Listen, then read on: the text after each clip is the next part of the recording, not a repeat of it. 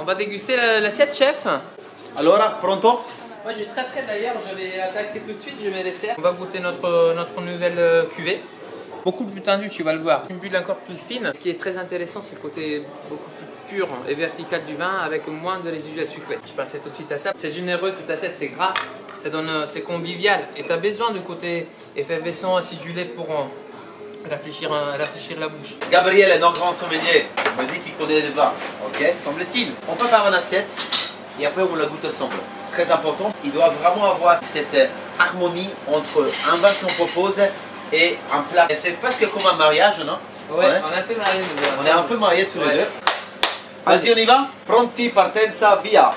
Un des plats phares du restaurant, c'est les tortelli, poitrine de veau et cèpe. On a démarré la saison un peu plus tôt parce qu'il a fait un temps d'enfer. Alors du coup, on a des très bons champignons. On a aussi un autre produit, c'est la Melanosporum australienne.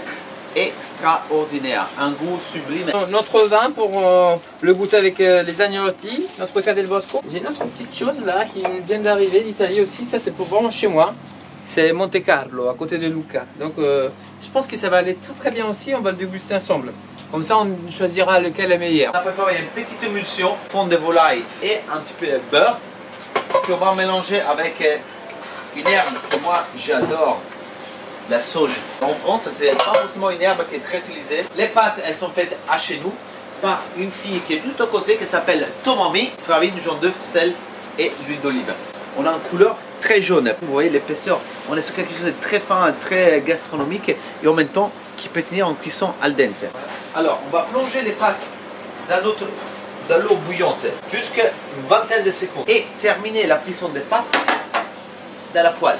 On plonge les tortelli dans l'émulsion, on les nappant toujours. Ah, le goût exceptionnel de la sauge. Ça me rappelle la nonna. Ciao nonna, come stai?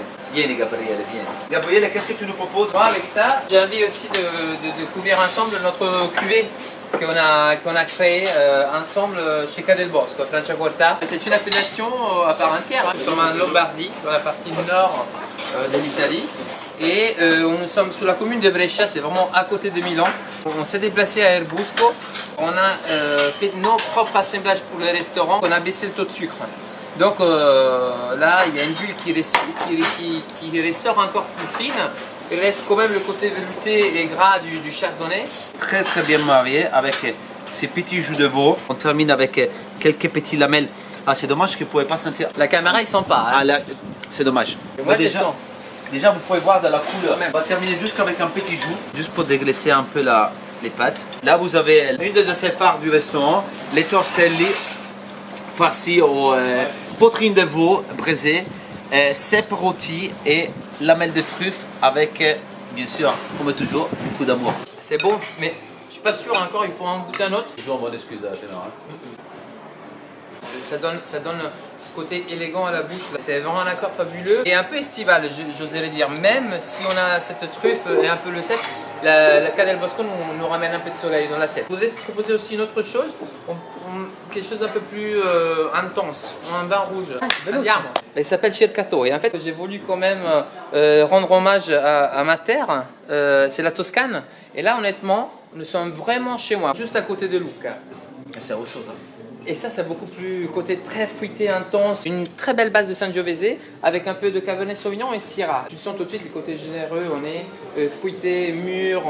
Et après, il a le côté quand même épicé, un peu cardamome cardamome menthe chocolat. C'est le côté qui donne un peu de légèreté à un vin qui pourrait sembler d'appeler un peu austère, mais qui n'est pas. Ah, j'adore. C'est une super élégance, honnêtement. Bon, c'est beau, tu m'as convaincu. Oui, c'est vrai, c'est beau. C'est très beau. J'adore la Toscane, j'adore les vins de la Toscane. On t'adore tous, Gabriele. Il est trop fort en souvenir. Parce que, salut.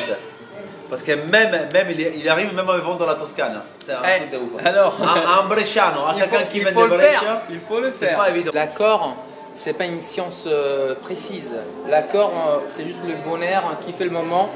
Soit avec, tu as plaisir à boire un de bulle italienne, tu as plaisir à boire un super Sangiovese qui vient de Toscane. C'est le moment, c'est le partage et c'est avec les gens qui tu le bois. Donc, faites-vous plaisir. Salute. Et buvez du bon. Grazie.